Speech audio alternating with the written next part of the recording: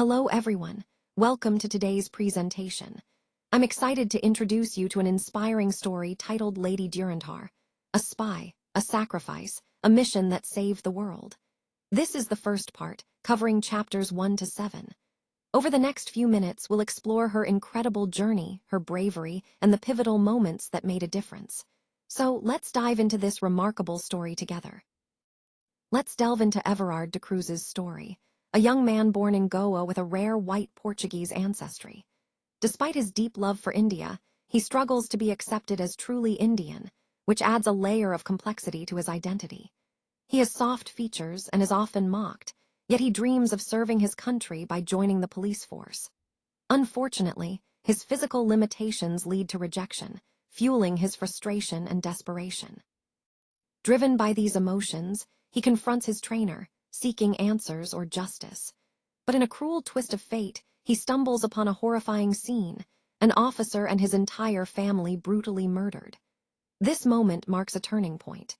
Everard is framed for the crime, with evidence planted against him, leading to a harsh sentence that threatens to erase his very identity and life. Betrayed and isolated, he faces an uncertain and devastating future. Yet, even in the darkest moments, destiny has something much greater in store for him. This slide reminds us that sometimes our greatest challenges set the stage for incredible destiny. Now, let's see how Everard's journey unfolds beyond this point. Goa, a serene yet deeply layered land, rests on the southwestern coast of India within the Konkan region. It's a place known for its stunning beaches and natural beauty, but it's also a land with a rich history shaped by Portuguese rule, Roman Catholic culture, and Indian roots. This blend creates a unique rhythm, where colonial legacy and modern Indian identity coexist harmoniously. And in this very land lived Everard D'Cruz. He's a rare loose Indian by ancestry, but Indian by birth. Though he doesn't carry Indian bloodline genetically, India flows through his soul. Born in independent Goa after its annexation in 1961, he was raised by parents who carried both Portuguese heritage and Indian values. This made him a living bridge between two worlds. Yet, in the eyes of society, he belonged fully to neither. Growing up without parents after losing them tragically in a car accident, Everard was left alone in a world that already struggled to accept him. Despite his loneliness, he grew up like any other Goan child, studying in local schools, standing every day with pride during the national anthem, Jan Gan Man. His heart swelled with patriotism each time, silently proving to himself that he was as Indian as anyone else. But the world around him saw something different. His white skin, sharp European features, and soft, almost feminine face made him stand out. His shorter height of 166 centimeters and absence of traditionally masculine traits, like a prominent Adam's apple, further set him apart. Instead of admiration, he faced ridicule. Classmates mocked him, calling him Eve or Evelyn, teasing his soft voice and delicate build. They laughed at his almost graceful posture, not realizing that each insult cut deeper than they knew. It wasn't just teasing, it was a constant reminder that he wasn't fully accepted, not truly seen or understood. Yet, despite all this, his love for India never wavered. For him, identity wasn't about blood or appearance, it was about belonging. And every single day, he chose India, even when India didn't seem to choose him back.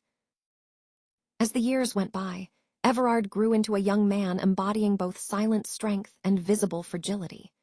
By early 2015, he had successfully completed his Bachelor of Science in Virology from Goa University. He chose this field out of curiosity and discipline, but his true dream was elsewhere. It wasn't in laboratories, but in service, in uniform, in proving his worth to a nation that had often questioned him. He didn't seek power or status. He sought validation, a sense of identity, a feeling of belonging. He believed that wearing the police uniform would finally silence the voices that called him an outsider. With that burning desire, he enrolled in Goa police training, pushing his body beyond its natural limits, running harder, training longer, ignoring pain and weakness. He convinced himself that determination could make up for physical shortcomings. During training, he believed he had performed well enough, maybe not the strongest, but certainly not the weakest. He held on to hope, thinking effort and sincerity mattered. But when the results came, that hope shattered instantly. His name wasn't on the list. He had been rejected. The reason given quietly among officials was simple yet devastating. His body was too weak, too feminine, not suitable for the physical demands of a police officer. But to Everard, it didn't feel like practicality. It felt like discrimination, another rejection based on who he was rather than what he could do. Anger surged through him like never before. Years of suppressed humiliation erupted in that moment. He refused to accept this outcome silently. He decided he needed answers. He deserved answers. In that storm of rage and wounded pride, he marched straight to the house of Senior Police Inspector Sudhir Narvekar, the man responsible for training and evaluation. He was determined to confront him, to demand justice, unaware that this decision would change his life forever. That morning, there was a strange tension in the air as Everard hurriedly made his way toward Inspector Sudhir Narvekar's house. His face was burning with anger, his mind full of questions, and his heart pounding with the urgent need to be heard.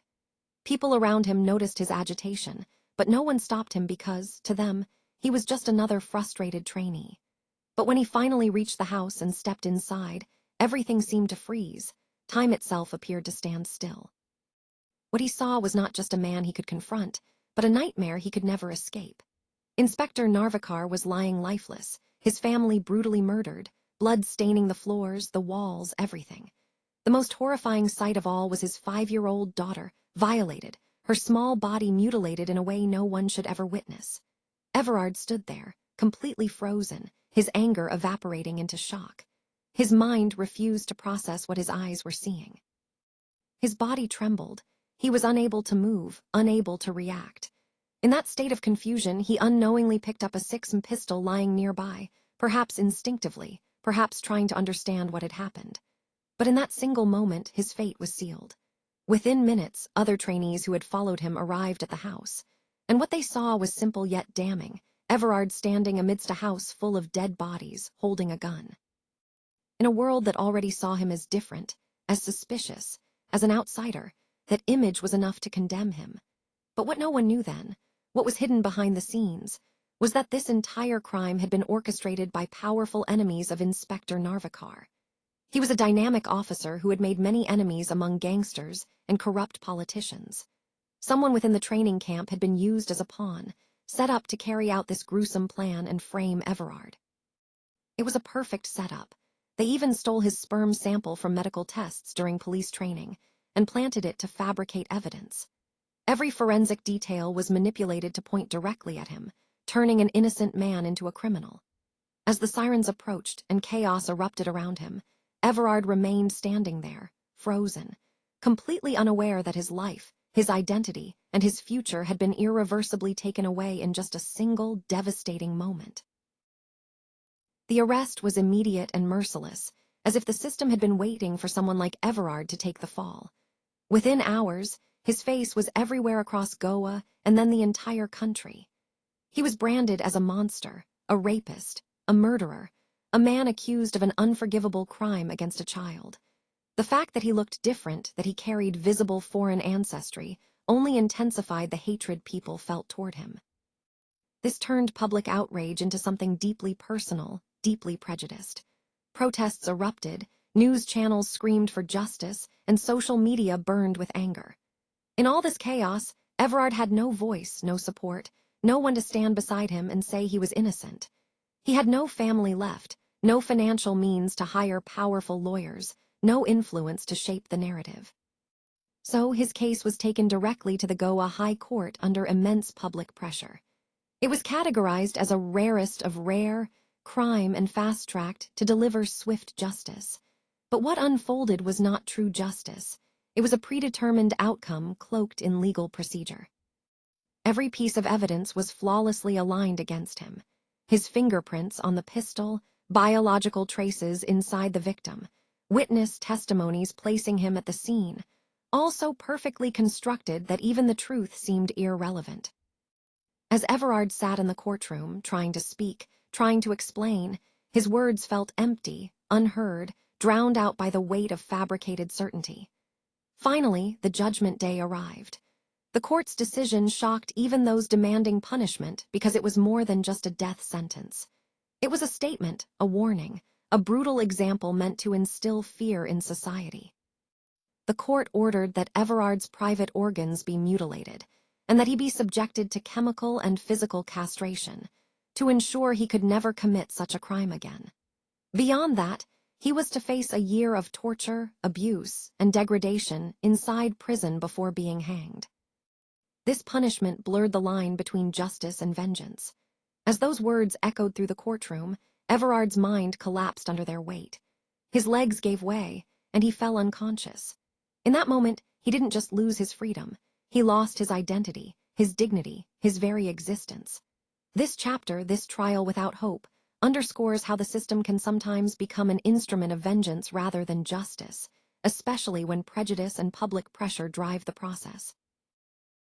When Everard regained consciousness, he was no longer a man awaiting justice, but a prisoner awaiting destruction. He was thrown into the harsh environment of Goa Central Jail, where survival itself became a daily battle.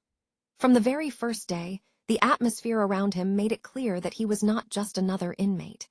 He was a target, a symbol of hatred, a man condemned even before his execution.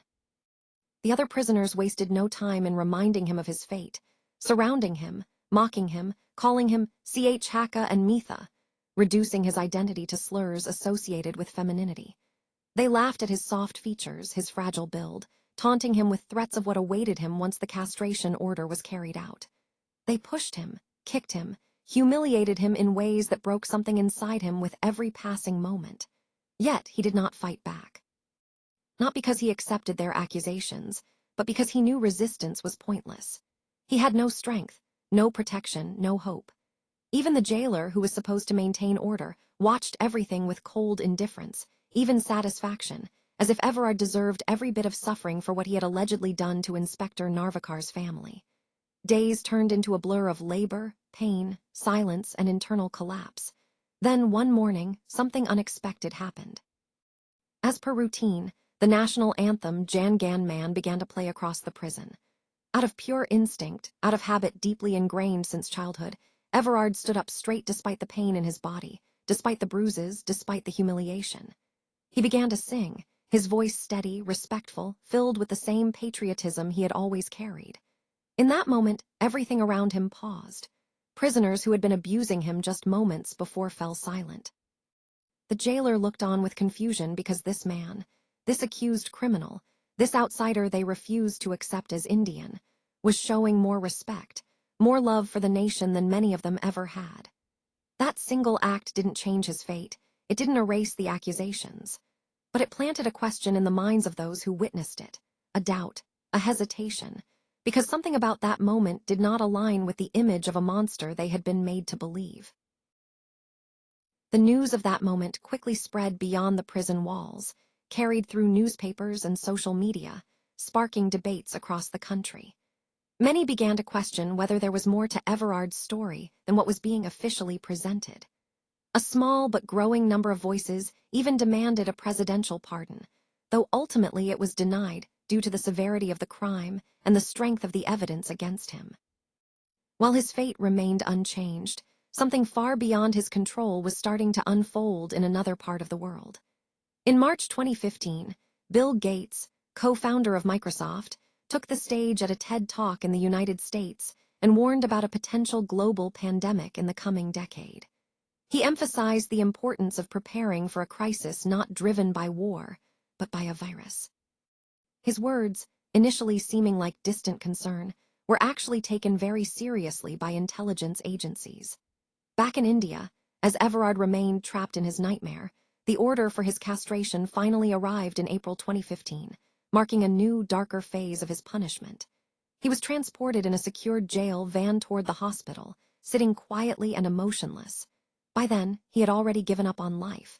There was nothing left inside him to resist or fight for. Then, suddenly, something unexpected happened. A strange smoke began to fill the van, causing the officers inside to lose consciousness one by one. In the chaos, a police constable sitting next to Everard quickly unlocked his handcuffs and looked at him urgently. He told him to run, calling him Beta, and in hushed words, revealed that he knew Everard was innocent. He knew about the conspiracy and the powerful politician behind Inspector Narvacar's murder. But he was too small and powerless to fight the system openly, so this was his only way to help. He instructed Everard to escape, to leave Goa, and if possible, India. He promised to create a story that Everard had tried to escape and was killed in an encounter, erasing his identity from public memory. For the first time since his arrest, Everard felt something unfamiliar, a spark, a glimmer of hope, a possibility. Without wasting another second, he ran, carrying with him gratitude, confusion, and that faintest hint of hope. Little did he know, even this escape was not the end of his ordeal. It was just the beginning of something far greater. As Everard ran with everything he had left in him, his breath heavy, his legs trembling yet refusing to stop, the world around him blurred into nothingness. Because, for the first time since his arrest, he was not running toward confrontation or punishment, but toward life itself. A life he thought was lost forever. Every step he took carried both fear and fragile hope, fear of being caught again, and hope that maybe, just maybe, he could start over somewhere far away. Somewhere no one knew his name, where no one saw him as a criminal. But fate had not finished with him yet. Just as he believed he had escaped the clutches of death, a shadow closed in from behind. Before he could react, a strong grip seized him, a cloth pressed tightly against his nose and mouth. The sharp, suffocating smell of chloroform flooded his senses. Within seconds, his body gave in, his vision fading, his mind slipping into darkness once again. He was left unconscious on the edge of freedom, unaware of who had taken him or where he was being taken. When he finally regained consciousness, it was not in a forest, a safe house, or even back in prison. Instead, he found himself in a completely unfamiliar setting. He was seated on a chair in what appeared to be a remote industrial facility, dimly lit, silent, controlled. In front of him stood two men dressed in formal suits, calm, composed, watching him closely, as if they had been waiting for this very moment. Instantly, confusion overwhelmed him as he looked around. His heart raced. His voice trembled as he demanded answers. Where am I? Who are you? What is happening to me? Because in his mind, he had already accepted death. And this unexpected turn felt like yet another cruel twist in a life that refused to give him clarity. So just when it seems like Everard's world has completely fallen apart and there's no way forward, something totally unexpected is about to happen. And this twist, it's not just going to save him, it's going to turn his entire life upside down. It's going to change his identity, his destiny, and who he is at his core forever. But of course, such a profound change doesn't come without a cost. We have to ask ourselves, what will he have to sacrifice? Who will he become as a result of this transformation? This moment is pivotal because it challenges everything we thought we knew about his story, about his struggles, and about his journey. It reminds us that sometimes, the most unexpected events can lead to the most profound transformations. So, as we look ahead, ask yourself, what's next for Everard? How will this twist redefine his path, and what lessons can we take from his experience about resilience, change, and the unknown?